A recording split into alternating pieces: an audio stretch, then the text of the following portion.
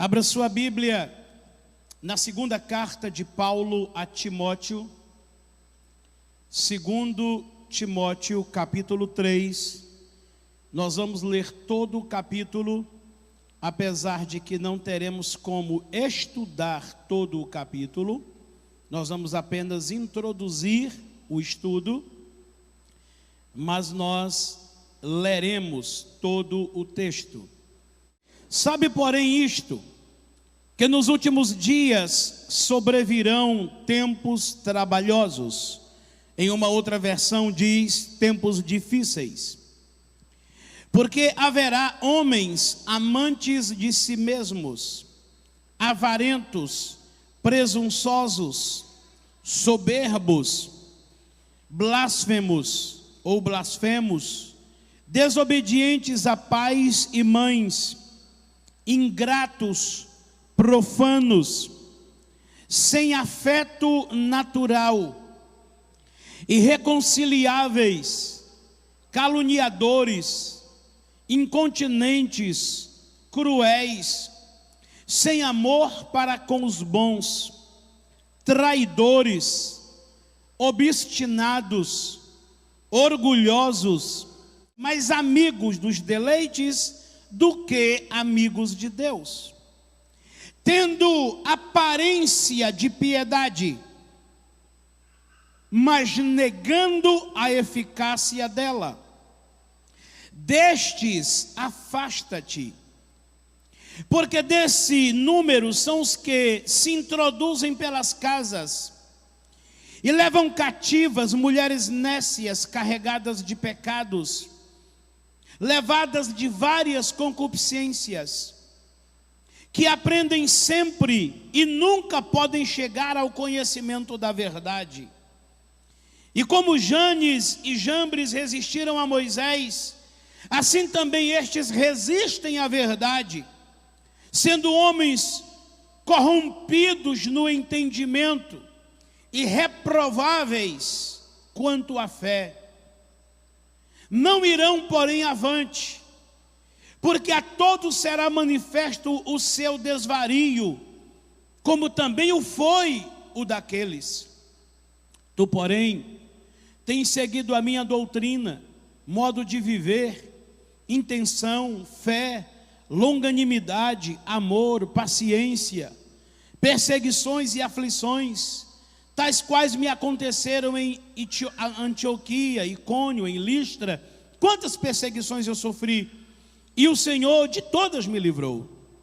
E também todos os que piamente querem viver em Cristo padecerão perseguições.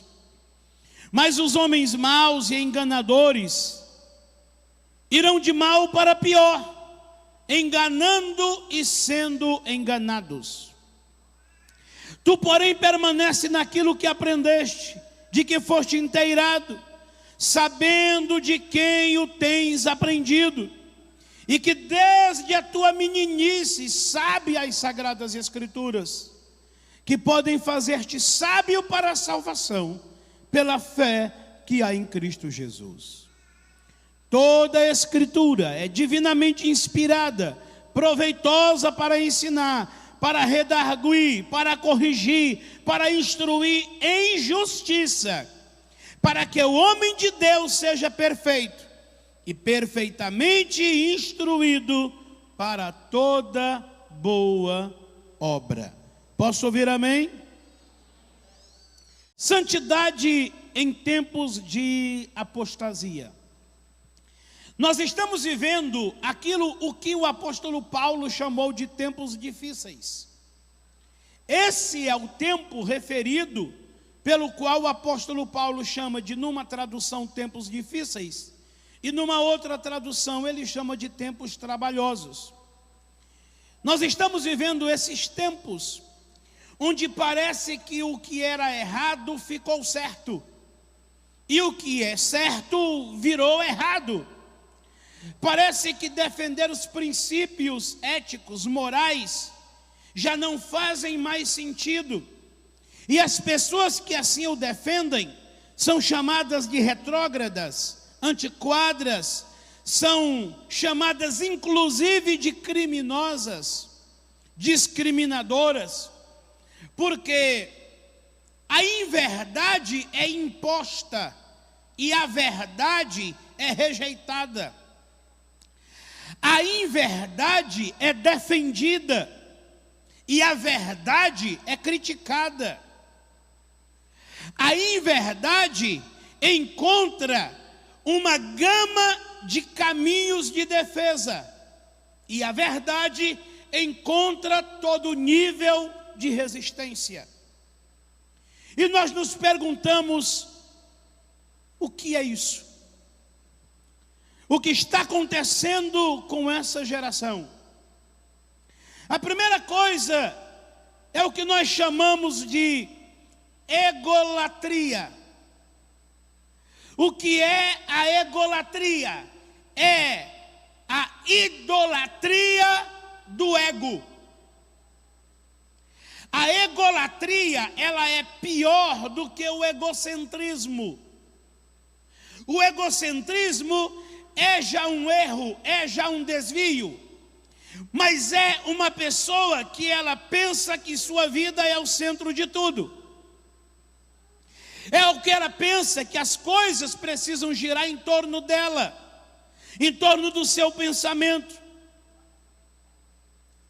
Mas é um sentimento presunçoso, porém não tão danoso. Agora, a egolatria é a idolatria da vontade, é a idolatria do pensamento humano, do sentimento humano. E o pior, de um sentimento corrompido. O que eu vou falar agora, eu não peço segredos, e eu aceito o desafio.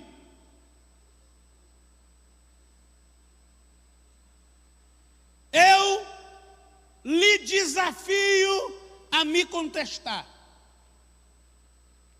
Eu lhe desafio publicamente, porque o que eu falo está sendo transmitido para o mundo e ficará gravado. Qualquer pessoa que foge dos princípios éticos e morais tem uma família desestruturada. E eu lhe desafio a me provar o contrário. Toda e qualquer pessoa que se levanta, que se arvora contra os princípios éticos, os princípios morais, que não são princípios religiosos, que não são princípios dos evangélicos, dos católicos, dos espíritas, não, são princípios éticos e morais da vida. Desde quando se existe raça humana, esses princípios sempre existiram. Ele está no psique, ele está na mente, na consciência humana. Não precisa ser religioso para ter princípios éticos e morais. Quantos de vocês podem testemunhar comigo de que seus pais, seus avós, seus antepassados não eram religiosos, mas tinham princípios éticos e morais sólidos?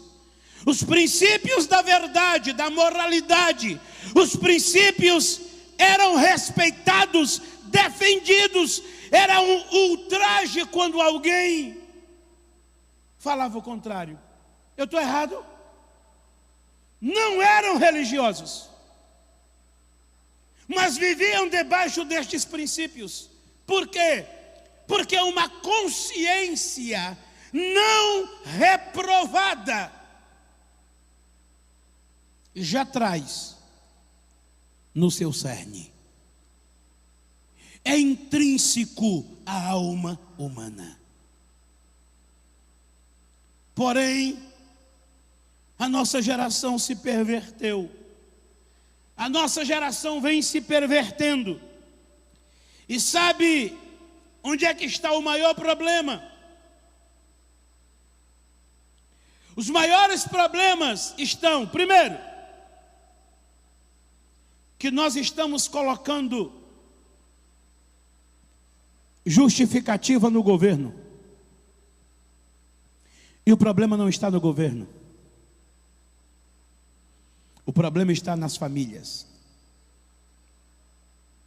O rolo compressor da sociedade corrompida está calando os princípios da verdade dentro de casa. Os pais estão perdendo a autoridade de defender o que é correto, o que é prudente, o que é verdadeiro. E para não criar clima, estamos nos calando para aquilo que deveríamos combater. Nós estamos num emaranhado tão grande, nós estamos numa situação tão terrível. Casamento hoje não está mais na vara civil, casamento hoje está na vara comercial, ou seja, judicialmente falando, casamento hoje é meramente contrato. É tanto que se não houver herança, criança envolvida, você não precisa ir no juiz para divorciar. Você vai no cartório e você divorcia. Por quê? Porque hoje casamento é contrato de negócio. Você sabia que seu filho não é seu? Seu filho é seu até você registrar.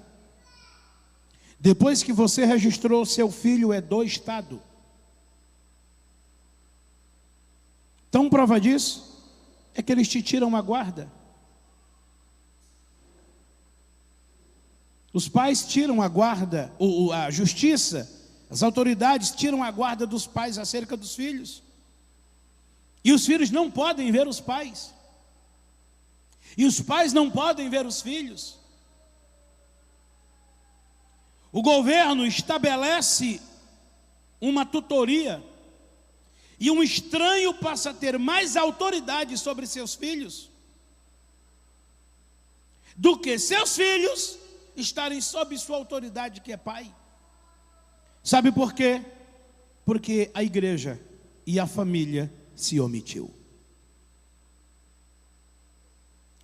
Porque os princípios foram sendo corrompidos. E nós fomos gradativamente aceitando. Quais são as características da egolatria? O texto descreve. Primeiro, homens amantes de si mesmos. O que vale é a vontade própria. O que vale é o desejo próprio. E aí eu quero lhe dar um parâmetro bem simples. Eu quero lhe dar um parâmetro bem fácil, elementar, para você fazer uma distinção. Quando um adolescente, uma criança, um adolescente, um jovem, vier lhe questionar algum princípio, faça uma simples pergunta: qual é o propósito? Tudo aquilo que não cumpre um propósito é uma aventura. Se eu cumpro o propósito, tem recompensa. Se eu vivo uma aventura, tem consequência. Simples assim. Eu vivo o propósito, recompensa. Eu vivo uma aventura, recompensa. Então, mãe, eu posso isso, mãe, eu posso aquilo. Meu filho, minha filha, qual é o propósito? Qual é o propósito disso? Tem propósito? O propósito é justo? É correto? Se tem propósito, terá recompensa. Mas se for uma aventura, terá consequência. Toda corrupção da nossa sociedade é porque estão embrulhando aventuras com consequências, e mais novas aventuras, e mais novas consequências, e mais aventuras e mais consequências. Por quê? Porque se perderam no propósito. E quando nós perguntamos qual é o propósito, a resposta é evasiva. A resposta é: porque eu tenho vontade. Eu não vou deter a minha vontade. Mãe, pai, o senhor tem que me entender, a senhora tem que me entender. Eu sempre desejei isso. Ei, nos últimos dias sobrevirão tempos difíceis, homens amantes de si mesmos. Qual é a característica do amante de si mesmo? Primeiro, presunção. É o sentimento inconsequente de que apenas sua vontade deve prevalecer. É a soberba, é a blasfêmia,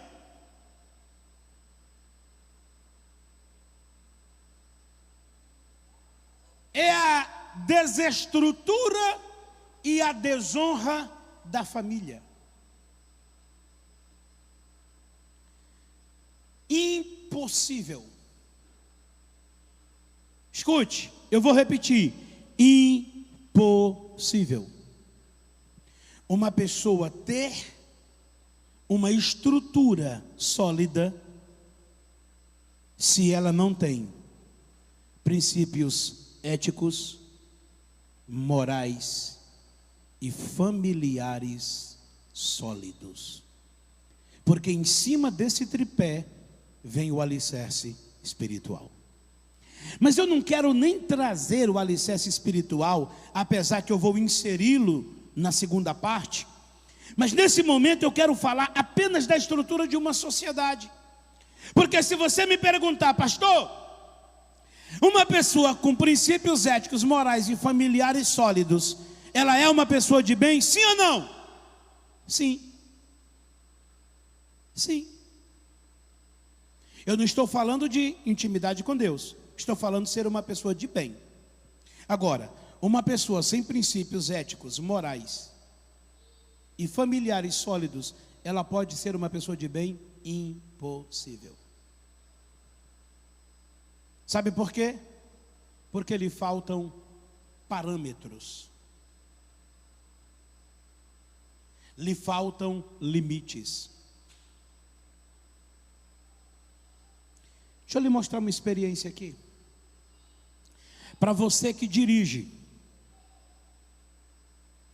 você está numa pista asfaltada, bem sinalizada, você descansa, você relaxa. Mas quer ver você ficar tenso? Dirige à noite, numa pista bem asfaltada, mas sem sinalização.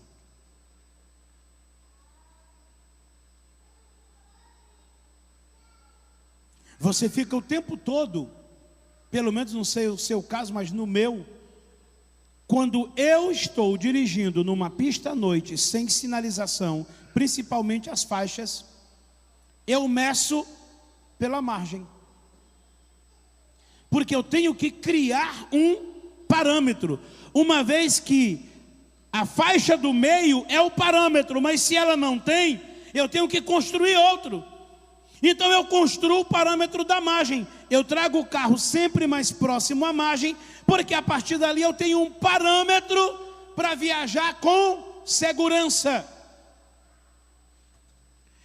Uma pessoa sem princípios éticos, morais e familiares é uma pessoa que está em alta velocidade à noite, sem farol, caminhando sem parâmetro. Qual é o resultado disso? Acidente. Quantas pessoas se acidentaram na caminhada da vida? Quantas pessoas naufragaram na caminhada da vida? porque lhe faltaram limites, lhe faltaram parâmetros.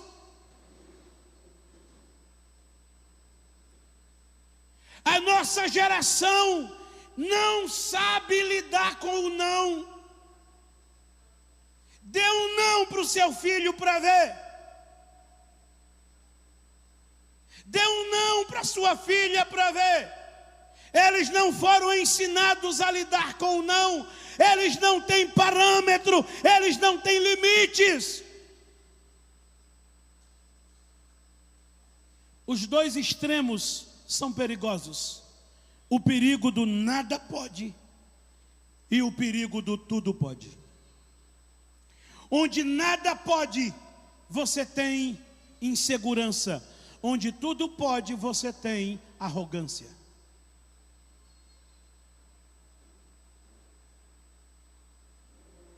A pessoa do nada pode. Uma criança que passa o dia todo: não faça isso, não pegue nisso, menino cuidado, menino te aquieta, menino não.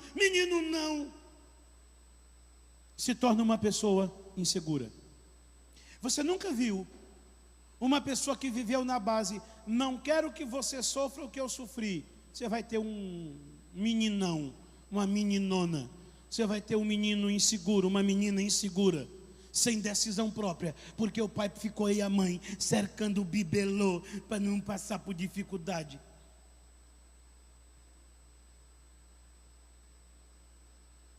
É um homem sem iniciativa. É uma mulher indefesa, porque teve excesso de proteção. Mas não dê proteção, tire a proteção. A criança cresce sem parâmetro. Eu recebi na clínica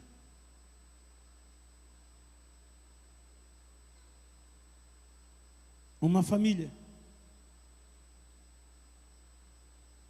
em que o menino de 10, 11 anos estava extremamente ansioso.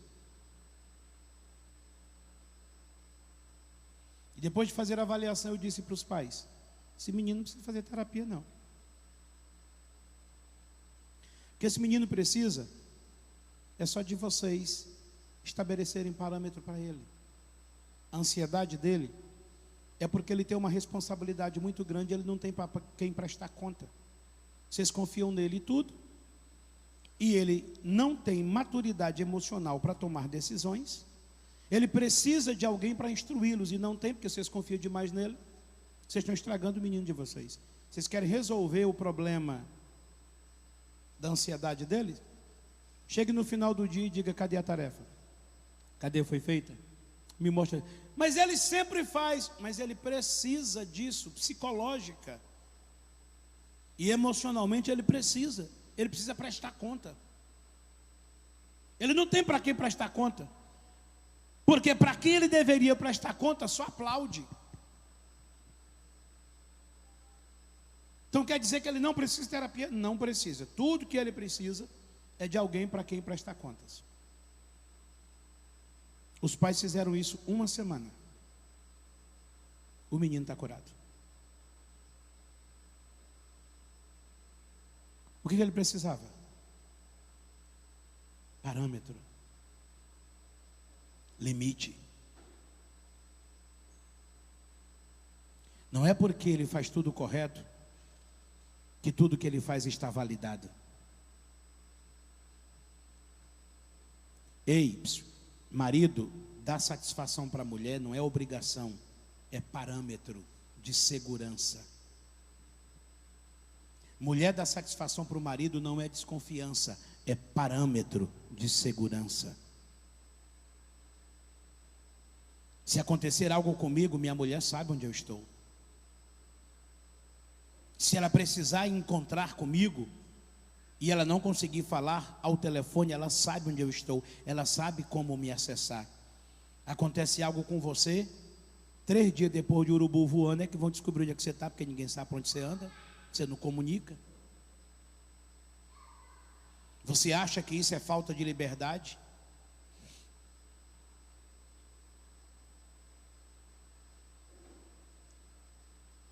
E assim, nós estamos adoecendo uma geração.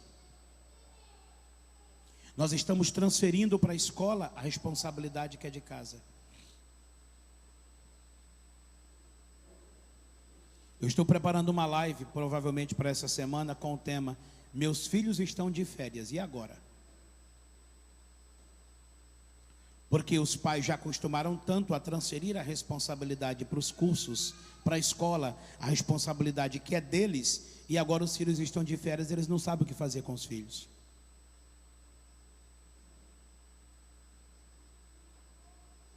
Por quê? Porque nos faltam parâmetros. Aí, esse menino vai crescer sem parâmetros, sem limites. Ele usa o celular do pai e da mãe o quanto ele quer. Ele não tem limite no tempo do uso do celular. Ele não tem limite no uso da televisão. Ele não tem limite no uso da internet. A babá eletrônica, os filmes, os vídeos, ele já acessa sozinho. E para você é sossego, porque você vive sua vida de futilidade e não acompanha as futilidades que o seu filho está vivendo. E depois nós vamos colocar a culpa no Estado, porque os nossos filhos estão desregrados, porque os nossos filhos estão sem limites. Paulo diz para Timóteo: Timóteo, meu filho, você sabe de quem você aprendeu, e você sabe que desde a sua meninice você foi ensinado. Ele está evocando o princípio: ensina a criança no caminho em que deve andar, e até quando envelhecer, não se desviará dele.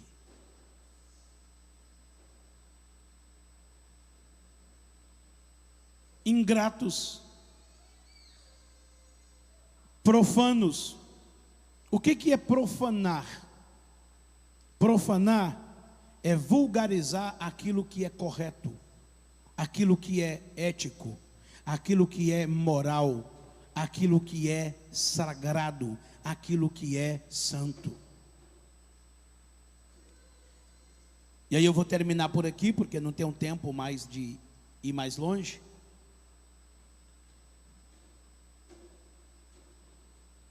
Sem afeto natural.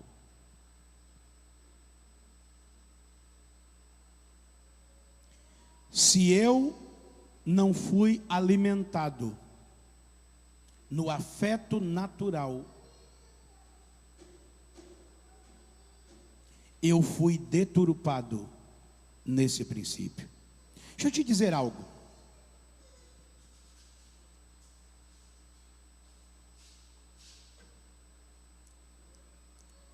Você que tem mais de 40 anos, eu não vou dizer os mais, eu vou botar numa escala de segurança bem alta. Você que tem mais de 40 anos, alguma vez, eu vou pegar 30, você que tem mais de 30 anos, vou descer mais 10.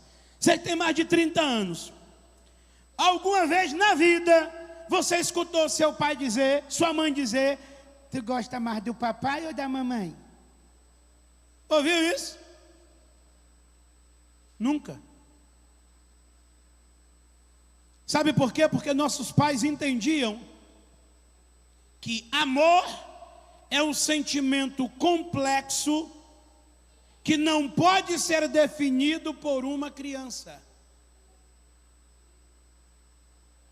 Quem é que diz isso? É a Bíblia? Não, é a ciência. A ciência, a psicologia dizem que amor é um sentimento complexo que não pode ser definido por uma criança. Uma criança, ela precisa de 2 alicerces para ela construir em cima deles o amor. Que o princípio é o respeito. E o segundo é o limite. E aí eu me lembro de um psicólogo cearense que ele disse, chegou em casa e disse para a mãe: eu vou para a festa. E ela disse: Ele disse: eu vou. E ela: nananina, não. Enquanto tiver na minha casa, comendo da minha comida, as regras são as minhas. Você não vai. Ele ficou 1 semana sem falar com ela. Ela ficou 30 sem falar com ele.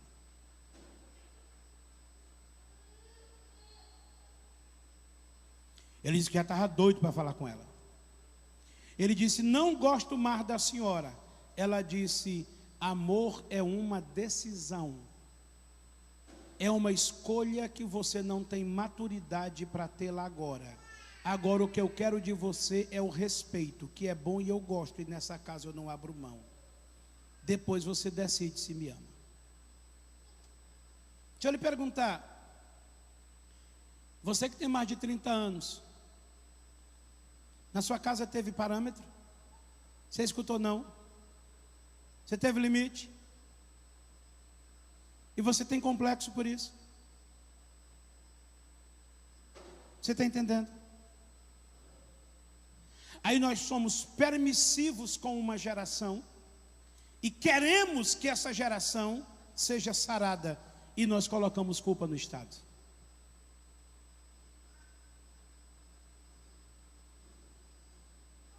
Sabe por que eles não têm afeição natural? Porque eles não foram ensinados nisso. E sabe por que agora o que é anormal se tornou normal? Porque eles estão desprovidos da afeição natural. Quem é que diz isso? Apóstolo Paulo. Eu termino essa primeira parte do estudo dizendo: diante desse raio-x, dessa radiografia, como está a sua família? Como está a sua casa? Nós não podemos impor, mas não podemos nos calar. As verdades não podem ser impostas, mas elas precisam ser defendidas, ensinadas. Porque no amanhã, aquela contrariedade de hoje se tornará na gratidão do amanhã. Quantos aqui são agradecidos pelas correções que levaram? Ah, se eu não tivesse as correções que eu tive. Lá em casa, quase todo dia o santo coro dava glória a Deus.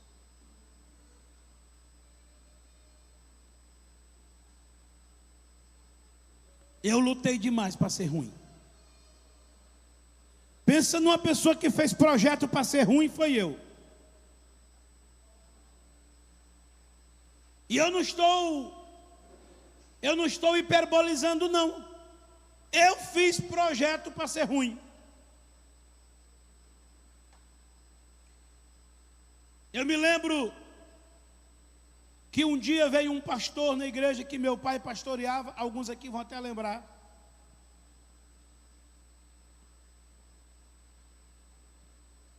E ele pregou, Carlos Neves, parece-me, se não me engano o nome dele.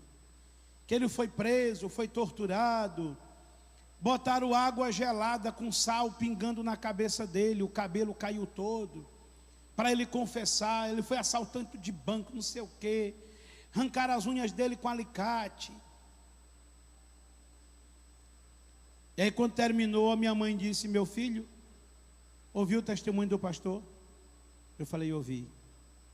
E ela disse: o que foi que você entendeu? Eu falei: eu vou ser bandido igual ele, e depois eu vou sair nas igrejas dando meu testemunho.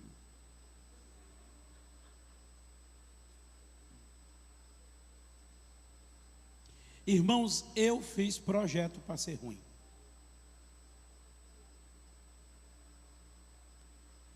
Mas os princípios éticos, morais, a estrutura familiar e o princípio espiritual me protegerão.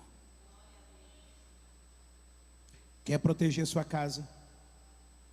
Quer proteger sua família? Quer proteger sua geração? Princípios éticos, morais, familiares e espirituais. Protegerão sua casa e sua geração. Se você foi edificado por essa palavra, a minha oração é que você não seja apenas ouvinte, mas que você se mova, que você tome atitude daquilo que Deus falou ao seu coração. Também quero te pedir para se inscrever no meu canal, para que você seja edificado com palavras do coração de Deus ao seu coração. Se inscreva, ative o sininho e compartilhe esta palavra com outras pessoas. Logo mais, nós estaremos postando a continuação desta ministração. Deus te abençoe.